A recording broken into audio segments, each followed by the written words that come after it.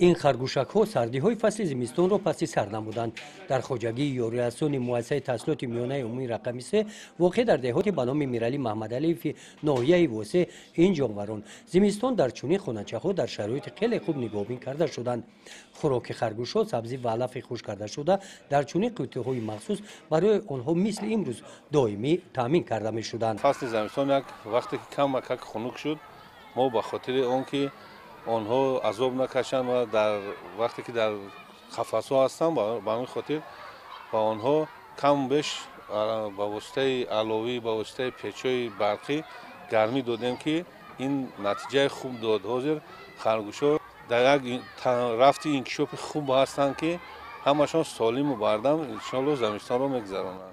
در برابر خرگوش پروری در این مؤسسه تعلیمی در قطعه‌های زمین‌های نزد حولیگی باغ بنیاد کرده شد که با درختان سایه‌افکن و میوه دهنده محیط طبیعی مؤسسه را زیبا و دیدنی نموده است.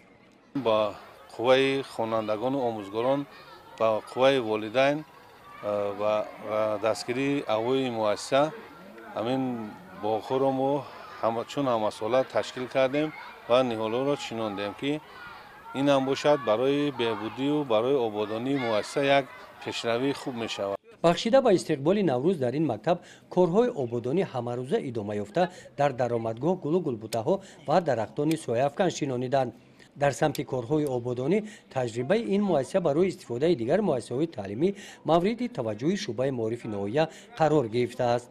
مأموریت مؤسسه و کلکتیو آموزگاران مقصد دارند که در محیط چنین طبیعت زیبای مؤسسه امسال عید نوروزی محله را در یکجایگی با جلب والدان و خوانندگان جشن گیرند. گزارش خواجه نظریف خدای نظر ظهوروف از ناحیه واسه برای برنامه اطلاعاتی نوید.